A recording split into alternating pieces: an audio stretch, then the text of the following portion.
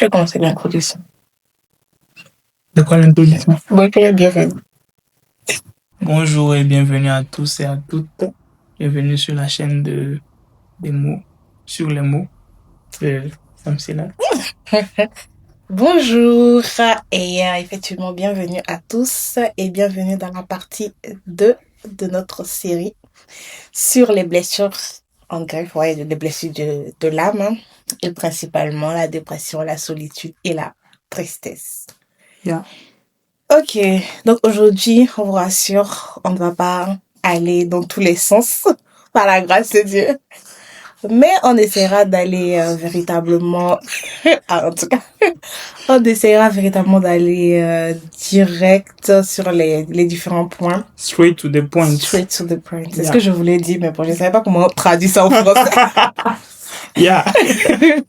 Je ne savais pas comment traduire, pardonnez-moi. En tout cas, on espère que véritablement cet épisode va vous faire du bien, va vous bénir et va vous permettre également d'aider des personnes de votre entourage parce que nous ne sommes pas là seulement pour nous. Nous sommes là également pour aider les personnes qui nous entourent. Alors, bienvenue sur la chaîne des jeunes, pour les jeunes, par les jeunes et avec le Saint-Esprit. Et on commence tout de suite. Aujourd'hui, on va parler de la Dépression. Ouais, on va rester que sur ça. Ouais. Que sur la dépression et on peut commencer. Hein? Ok, let's go. Let's go. Bon, on a déjà eu ton témoignage. On sait déjà à peu près d'où tu viens. Un peu. Ce que tu as vécu, oui, un peu parce que je pense qu'il a 10 000 vies. Donc un jour peut-être qu'on aura la suite. Ok, je vais militer, on aura la suite. Jamais. Et donc aujourd'hui, voilà, comme je l'ai dit tout à l'heure, on va parler de la dépression. Et pour commencer, comment reconnaître la dépression? Comment reconnaître la dépression? Ouais. Comment on sait que on est dépressif, ouais. Je dirais que... Ouais. Oui, ou même. Ou même comment on sait que quelqu'un de notre entourage est en train d'être dépressif, de manifester de la dépression. Parce que ça peut ne pas être nous. Oui. Je dirais, au-delà des définitions qu'on peut voir sur Internet, on va dire quoi? Disons que pour commencer simple, je vais lire une définition. La dépression, c'est une douleur profonde de l'âme, une obscurité intérieure où les pensées, les émotions et parfois même le corps semblent épuisés. Et donc, moi, je vais rajouter que c'est un état où l'homme qui a été créé pour être la lumière se retrouve dans un état de ténèbres. Et quand on dit ça comme ça, ce n'est pas juste une obscurité en mode on éteint la lumière et c'est tout. Mais quelqu'un qui, on prend un exemple très palpable, quelqu'un qui, dans un groupe d'amis, qui était très jovial et tout ça, et d'un coup, vous voyez qu'il est fatigué, il n'est plus trop là, il n'a plus trop envie. Tout ça, ce sont des signes de dépression. Et très souvent, quand on est dépressif, ça pousse des fois, il y a des gens qui ne veulent plus se laver, il y a des gens qui veulent plus sortir de chez eux, ils sont fatigués tout le temps, ils ont la flemme, j'ai plus envie de rien, je veux juste être là, je suis las de tout, j'en ai marre, je suis fatigué, j'ai plus d'énergie, j'arrive pas à bosser. Tout ça, ce sont des signes de dépression. Et c'est aussi comme une sorte de... C'est le prolongement de l'anxiété, on va dire ça comme ça. De l'anxiété, de tout ce qui est amertume, ce genre d'émotions là, lorsque c'est prolongé, ben ça conduit très souvent à la dépression. Et donc très souvent on va dire bon, pour reconnaître quelqu'un qui est en dépression, c'est un peu voilà ce que j'ai dit là. Ce sont ce genre de symptômes là qui pas forcément à 100%, oui, mais il y a des voilà, qui sont comme des il y a quelque chose là. Et moi j'ai 2 questions. Comment est-ce que déjà ça se manifeste dans la vie spirituelle de la personne? Et est-ce qu'on peut dire que le fait de passer par plusieurs activités, par un surménage d'activités, peut conduire à la dépression? On parle souvent de burn-out. Est-ce que c'est une forme aussi de dépression cachée? Par exemple. Ok. Je prendrai le cas d'Élie. Élie, on sait qu'il a connu la dépression. Ouais. Il a connu la dépression et la dépression est survenue juste après qu'il ait eu à, voilà, les 40 voilà, il a eu à faire tout un tas de trucs surnaturels, tout ça, il a envoyé le feu, il a fait une démonstration de puissance et juste après le gars, il est fatigué. Et tu finis de faire du sale à Ouais. tout un peuple, tout ça. Tu envoies le feu, tu fais des dingueries. Et puis juste après, il y a une femme qui te menace et puis tu fais, ouais, prends ma vie, Seigneur, je ne mérite pas tu vois. Et ça, c'est comme une sorte d'épuisement après avoir beaucoup donné. Ça, c'est des choses qui arrivent. C'est un truc que moi-même, j'ai déjà vécu. Il y a des périodes où tu as l'impression que tu es monté, tu as beaucoup donné. Un peu comme, en fait, j'aime bien beaucoup dire que le monde spirituel, Dieu, dans son infinie sagesse, pour nous montrer les réalités du monde spirituel, il nous montre des exemples dans le monde physique. Ouais. Quelqu'un qui a beaucoup donné physiquement, il a besoin de repos. C'est pour ça que les retraites existent. Donc, dans des moments où spirituellement même tu donnes beaucoup, spirituellement tu te donnes beaucoup, il y a des périodes où tu dois te retirer, voilà, ça va te recharger. Parce que sinon, après, regarde même avec le cas de Jésus. Il a fait les 40 jours de jeûne. Ouais. On ne dit pas dans la Bible que le diable l'a attaqué pendant les 40 jours. On l'a laissé jeûner proprement. Il a fait à la fin net. On est arrivé pour l'attaquer. Donc très souvent, moi, quand même il y a des moments d'euphorie, il y a des moments de manifestations, choses comme ça, où tu sens que ta vie spirituelle, moi je me projette déjà sur la suite, après. Parce que je sais que très souvent, après avoir beaucoup, cette pente ascendante, il y a très souvent ce brouillard-là, où maintenant la dépression pointe le bout de son nez, où le diable utilise. Donc oui, on peut dire que, par rapport à la question que tu as posée, quand tu as parlé de burn-out, rappelle-moi un peu la question. Par rapport au burn-out, tu as dit... C'était, est-ce que si par exemple après qu'on ait beaucoup donné physiquement ou bien même spirituellement, est-ce qu'après on a est-ce que le down qui arrive c'est la dépression? Est-ce que par exemple le burn-out c'est la dépression? Ok, le down qui arrive peut être géré. En fait, c'est normal qu'il y ait un down. Nous ne sommes pas des machines. Ouais. On ne peut pas être à 100% tout le temps. Donc, c'est normal qu'après avoir été à 100% pendant un moment, il y ait ce moment de fatigue et de lassitude. Mais maintenant, c'est comment tu gères. Est-ce que tu te laisses aller? Et c'est là que tu tombes dans la dépression parce que c'est un état d'abattement qui s'étend sur une longue durée. C'est un état d'abattement que tu acceptes. Même Jésus, lorsqu'il a appris pour son frère Lazare, qu'il a appris, tout le monde dit que Jésus a pleuré. Mais Jésus n'est pas resté dans les pleurs. Donc c'est un moment où son âme a été affligée, son âme a connu un moment triste, etc. Mais comme il n'est pas resté dedans, il n'est pas tombé en dépression. Donc on peut pas maintenant dire ouais, tu n'as pas le droit d'être faible, tu n'as pas le droit de pleurer, tu n'as pas le droit d'être abattu, tu n'as pas le droit d'être secoué, tu n'as pas le droit d'être anxieux par rapport à une situation. C'est des sentiments humains. C'est normal que tu aies peur. C'est normal que tu sois dans un moment d'anxiété, dans un moment d'abattement, dans un moment de pleurs. Même Jésus a pleuré, qui es-tu? Mais c'est quand tu restes dedans pendant un moment, c'est que tu n'as pas préparé la chute, que... Et moi, j'aime donner un exemple. Tu vois, là, je parle et j'aimerais que tout le monde fasse une sorte un truc imagé, pendant que je parle. Quand tu es en train de descendre les escaliers, ça nous est tous arrivé, dans le noir. Quand tu sais que, on prend deux contextes où tu descends dans le noir. Quand tu es en train de descendre dans le noir, tu ne vois pas. Et donc, tu ne sais pas à quel moment, quand tu ne connais pas encore l'escalier, tu ne sais pas à quel moment ça se termine. Quand tu arrives sur la fin et que tu ne sais pas que c'est la fin, tu descends comme s'il y avait encore un autre escalier. Alors tu fais un truc. Tu es surprise. Ou tu es surpris en fonction de, ton corps réagit, du genre et tout. Et or, quand tu as la lumière, tu vois, la manière dont tu descends n'est pas la même que la manière dont tu as descendu quand tu ne savais pas. C'est la même chose avec tout ce qui arrive après les gros efforts, etc. Quand tu sais que cette période-là, c'est une période dans laquelle le diable va forcément venir essayer de faire quelque chose, la manière de rentrer dans cette période est différente. Parce que tu viens avec une mentalité qui fait que tu es préparé.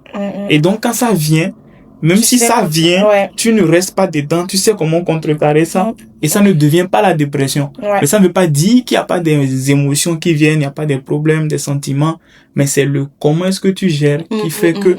Donc oui, le burn-out, etc., c'est ce qui vient de la conséquence. Voilà, mais ce n'est pas... je pense que même c'est un truc un peu général. Toute émotion peut venir à nous, mais c'est comment on réagit face à cette émotion, mais face à la situation qui se présente devant nous, qui définit la suite, en fait, de notre quotidien, des événements, tout ça. Totalement. Et moi, j'aime dire que nous sommes maîtres de nous-mêmes. Dieu nous a donné le libre arbitre. Il a dit, j'ai mis devant vous la vie et la mort. Choisissez la vie. Et il dit clairement que le salaire du péché, c'est la mort. Or, ton âme, en fait, je sais pas comment traduire ça. Ton âme, en fait, à chaque fois que tu es emprunt à des émotions négatives qui ne sont pas de Dieu, tu n'es pas en train d'appeler la vie en toi. Tu appelles la mort à toi. Et donc, c'est tellement subtil parce qu'il dit, je souhaite bien aimer que tu prospères à tous égards, comme prospère l'état de ton âme. Et en même temps, il dit de veiller sur ton cœur plus que toute autre chose. C'est de là qu'est la source de ta vie. La qualité de ton cœur et donc la qualité de l'état d'esprit de ton âme va déterminer ta vie, en fait. Donc, il faut prendre soin de cela en même temps, avoir des garde-fous. Exactement. Tu as mis les mots sur les mots. On essaie d'être conscient, on est straight to the point. Je fais tout pour ne pas. Ok, et du coup, l'autre question que j'avais, c'était voilà, comment ça affecte notre vie spirituelle, la dépression, en fait. Parce que des fois, on a l'impression que c'est nous seulement ça affecte, ou bien nos émotions, notre manière d'agir en fonction des autres. Mais je pense aussi qu'il y a un impact sur notre vie spirituelle. Ouais. Déjà, quand tu es en dépression, tu as la flemme de tout. Ta vie de prière est impactée. Tu n'as pas envie de prier. Tu n'as pas envie de prier. Tu n'as absolument encore moins envie de méditer. Grave. Tu es dans l'isolement. Tu bénéficies pas de tous les bienfaits de ce qu'on appelle la communion fraternelle parce que tu n'as pas envie de voir les gens. Ouais. Et ça peut aller plus loin. Hein. Ça te fait rater certaines grâces que Dieu avait déposées. Je te donne un exemple très simple. Il y a un séminaire. Tu avais prévu te donner quelque chose à ce séminaire-là. Mais oh non, moi je me sens pas bien, flemme, tout le temps, de toute façon on va à l'église, je vais suivre en ligne, et puis tu viens pas. Oh, il fallait que tu sois là. Ouais. Regarde, quand Moïse était arrêté, qu'est-ce qu'il dit? Abraham était arrêté devant. Dieu lui avait fait une promesse, hein. Mais quand les anges passaient, ils avaient une forme humaine. Ouais. C'est parce qu'il était là qu'il les a vus et qu'il a reconnu que ceux-là, ce sont des anges, ils ne sont pas normaux. Et c'est quand il leur a donné à manger, il les a fait plaisir, quand ils partaient, qu'ils ont dit, l'année prochaine, à la même période, tu auras un enfant. Pourtant, Dieu avait parlé, mais il fallait qu'il soit là, à son poste, entre griffes, pour recevoir une bénédiction. Il y a une grâce dans le fait d'être là, entre parenthèses. Et cette grâce-là, très souvent, on passe à côté parce que, donc, disons que les conséquences spirituelles, c'est ne pas perdre sa vie de prière. Clairement, la vie de prière prend un coup parce que tu as la flemme de tout, tu es fatigué, ta vie de méditation. Or, on ne peut pas vivre dans cette vie et réussir sans avoir une vie de méditation consistante, continuelle. Parce qu'il est écrit dans Josué 1:8, médite ce livre de la loi, jour et nuit, ne t'en détourne point, pratique tout ce qui est écrit, afin de réussir dans tout ce que tu entreprendras. Donc ça dit que, au fur et à mesure que tu ne vas pas méditer, au fur et à mesure, il y aura des échecs dans ta vie. Et comme il y aura des échecs, ça va accentuer le fait que tu te sentes nul, dévalorisé, ça ne va pas. Dieu m'a abandonné, tu vas encore aussi bien l'abandonner. En fait, c'est comme un effet domino. Et ta vie va aller de mal en pire, de mal en pire. La dépression, c'est très subtil. Ça commence comme si de rien n'était. Ça peut même pousser à quitter la foi. Beaucoup de gens ont quitté la foi juste en commençant par la dépression. Et c'est un truc qu'il faut pas banaliser. Tout le monde peut passer par là. Tout le monde. Il n'y a pas de, moi je suis un grand homme de Dieu. Moi aujourd'hui tu peux être fort de mettre dans la dépression. Élie. David. Le prophète Michée. Jérémie a connu la dépression. En fait, quand tu lis les Écritures, tu te rends compte que c'est ici les grands hommes de Dieu. Vraiment. Il y a même un homme de Dieu, non, j'ai oublié le nom, qui est un Américain, qui écrivait des livres.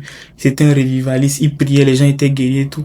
On dit qu'il était dans la dépression. Ça, à la fin de sa vie. Je pense que tu m'as raconté ça une fois, Il a écrit un livre et tout, il disait que, il vivait constamment dans la dépression. Je fais waouh. Oh, pourtant, sa vie portait des fruits visibles selon les hommes. Mais lui-même, quand il était seul dans sa chambre, ça n'allait pas. Donc, c'est vraiment un truc, qu'il faut pas banaliser. Je sais pas si me suis éloigné de la question, mais bon. Non, c'était bien. Et tu as parlé du fait que, par exemple, qu'on peut rater des grâces quand on est à des séminaires, tout ça. Moi, j'avais même rajouté même à un simple temps de prière ou bien même au culte. Des fois, on a l'impression que parce qu'on va au culte tous les dimanches, rien de plus ne peut se passer, surtout si on n'a pas annoncé un événement spécial. Mais c'est le culte où on se dit que rien de plus ne peut se passer, que quelque chose va se passer, en fait. Peut-être que même le message, ce n'était pas pour toi, mais tu devais être assis à côté de quelqu'un qui allait te donner quelque chose pour ta vie, bien pour la saison. Franchement, c'est super subtil. Essayons vraiment, je pense qu'on en avait parlé la dernière fois, de vraiment être sensible, en fait, au Saint-Esprit pour être au bon endroit, au bon moment. C'est fort. Parce que quand Dieu veut bénir, il ne prévient pas. Ah, c'est vrai. Dieu ne te dit pas, dimanche prochain, demain, à telle heure, si tu vas à l'église, tu vas envoyer telle personne qui sera en fait la cousine de telle personne qui va être la porte de ta bénédiction. Tu ne sais pas. Ouais. C'est pour ça qu'on dit autant que vous pouvez, vraiment, soyez présents là où Dieu est, en fait. Ouais. Et avec Dieu, faut pas qu'on tombe dans cette routine. Sinon, qu'est-ce que les 4 êtres vivants et les 24 vieillards vont dire au ciel? On dit que jour et nuit, depuis que Jean les a vus là, lui l'a vu dans le passé, le futur, tout ça. Le gars, depuis qu'il les a vus jusqu'à nos ancêtres, jusqu'à aujourd'hui, 2000 ans, ça c'est terre sur terre, ça. Oui. Et ça va continuer comme ça. On dit qu'ils passent leur temps, jour et nuit, à se prosterner devant lui, à l'adorer, à dire Saint, Saint, Saint. Ils ne sont pas lassés de contempler sa magnificence. Et puis nous, un dimanche, on se dit, aujourd'hui j'ai un peu la flemme, je suis fatigué. Faut pas qu'on banalise les choses comme ça avec Dieu, ouais. Oui, arriver au ciel. Arriver au ciel, on va pas dire ça. Oh, je suis fatiguée de t'adorer aujourd'hui, c'est flemme, en fait. Franchement, essayons tant bien que possible de ne pas alimenter notre chair, parce que se dire, oh, j'ai la flemme, oh, si, oh, ça, en fait, c'est la chair qu'on est en train d'alimenter, en fait, alors que ce n'est pas la chair qui est supposée dominer sur nous, c'est notre esprit qui doit dominer sur notre chair. Amen. Amen. Amen. Je pense qu'on a un peu survolé toutes les questions. Ah ouais? On a un peu survolé toutes les questions. Mais on peut se rater sur celle-ci. Que ressent réellement, enfin, vraiment une personne qui est dépressive? Qu'est-ce qu'elle ressent à l'intérieur d'elle? Elle souffre. Elle souffre. Franchement, pour être passé très longtemps dans tout ce qui est dépression, qu'est-ce que ressent une personne qui passe par la dépression? Elle souffre. Et elle se sent incomprise. Elle a l'impression que, ce que moi je vis, toi tu ne vis pas. En fait, les gens qui sont en dépression pensent vraiment qu'ils sont le centre du monde. Pardon. Je juge personne. Mais les gens qui sont en dépression, en fait, des fois, tu es là en mode, tu penses, parce que, je te donne un exemple, quand toi tu souffres, tu te dis, moi je traverse ça. Pourquoi lui il est en train de sourire? Tu vois les gens sourire, même ça t'énerve. Quelqu'un qui est en dépression, sa manière de voir les choses est exagérée. Elle voit maintenant la paille dans les yeux des autres. Et sans prendre le temps de regarder la poudre qui est dans son œil, qui obscurcit son jugement. Regarde Élie. Quand il a eu sa phase de dépression, il a dit, Seigneur, non. Il y a une partie, quand tu lis les Écritures, il dit, je suis seul, je suis abandonné. C'est faux.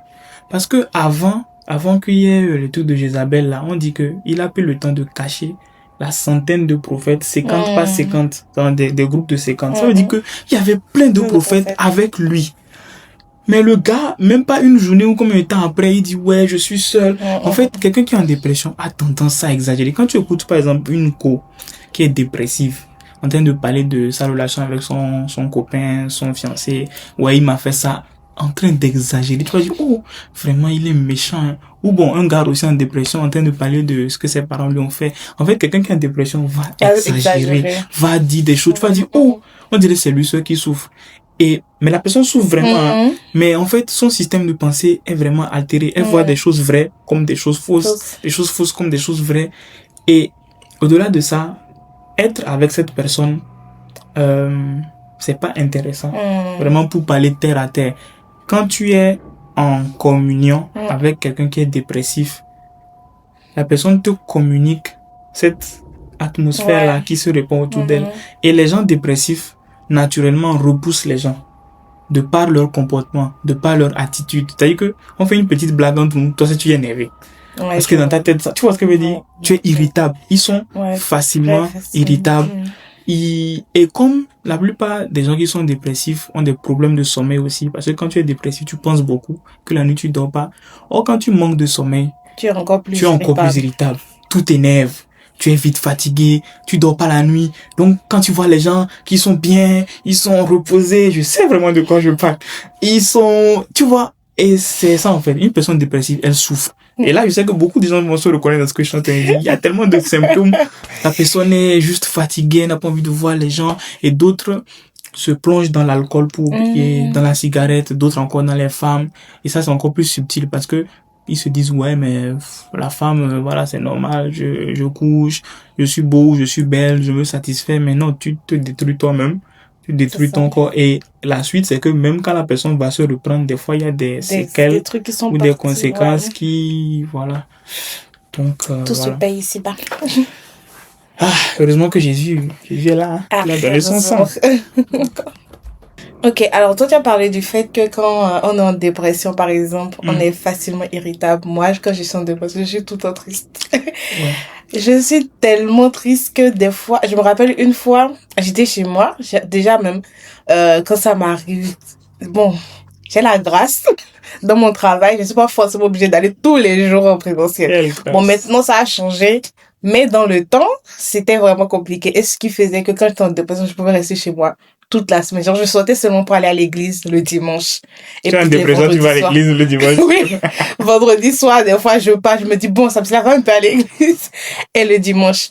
Et une fois, je me rappelle, je suis sortie. J'allais faire les courses. Je sais même plus trop. Mais je rentrais et j'étais fatiguée. Genre, je me sentais vraiment fatiguée. Et je me suis mise à pleurer. Dans la rue, comme ça, je me suis mise à pleurer. Genre, je savais même pas pourquoi je pleurais. Mais je me suis mise à pleurer parce que je sais pas, en fait. Genre, si je pouvais m'asseoir par terre et puis laisser tout ce que je faisais, j'allais le faire. C'est très caractéristique des femmes. Les femmes sont émotives. Donc, par exemple, l'homme va se mettre en colère. Il va être irritable. Et la femme, naturellement, ne va pas se mettre en colère, mais va pleurer. Elle va exprimer ses émotions par des larmes. Donc, il y a ça aussi. En fait, ce que tu dis, ça nous fait comprendre que la dépression, c'est vraiment une maladie de l'âme. C'est une maladie de l'âme. Quand on dit de garder ton âme, de vraiment préserver ton âme, souvent quand on dit le salaire du péché, c'est la mort et tout, les gens pensent beaucoup au péché physique. Mais il y a le péché de l'âme, où ton âme, tu n'as pas veillé sur ton âme, tu n'as pas protégé ton âme de toutes ces maladies, ces vices-là, et qui font que quand ton âme demeure dans cet abattement jusqu'à, entre griffes, mourir, tu te retrouves, tu vois, ton corps en paie le prix, tu es fatigué, tu es dépressif, et comme on a dit après, côté spirituel, ça ne va pas. C'est vraiment très, tu vois, Ouais. Franchement, c'est vraiment dingue. Il faut vraiment veiller, parce que, pour l'avoir vécu, franchement, c'est dur. Très dur. C'est très dur, donc, et des fois, tu fais semblant. Et même c'est ça le pire. Moi, j'étais dans une dépression hypocrite. C'est-à-dire que autour de moi, je disais, oh non, mais God, ça va pour lui. Il a l'argent, il a de bonnes notes, ça va pour lui. Et puis moi, si je surfais sur ça, mais ça n'allait pas. Quand je rentre dans ma chambre, j'étais obligé de prendre des médicaments pour dormir. J'étais obligé de me shooter vraiment aux médicaments. J'avais même une playlist dépression, une playlist sad music. J'écoutais du Triple Tentation, surtout son titre sad là. Tu écoutes ça, toi-même tu as mal, mais tu écoutes, tu sais tu sais que genre, tu es dans la mélancolie. C'est ça, tu mets les LED, la lumière qu'il faut. Tu te mets dans le mood pour pleurer. Bon, moi je pleurais pas, mais le mood pour être mal et non. Moi c'était les séries. Regardez. C'est difficile, hein? C'est difficile. Je me mettais devant les séries HV4. Et puis voilà, les parties un peu romantiques, là, je me mettais à pleurer. Et pendant ce temps, elle perd le temps. Alors que tu n'as pas le temps. Dieu demande de gagner le temps, racheter le temps. Et le diable m'a dit, il court, lui-même il est en train de nous poursuivre parce qu'il dit, il lui reste peu de temps. Maintenant, elle prend le temps de regarder seulement les séries. C'est bien de regarder les séries, mais il y a un temps pour toutes choses. Non, en tout cas, je ne devais pas faire ça en ce moment. En tout cas, on continue. Gloire à Dieu.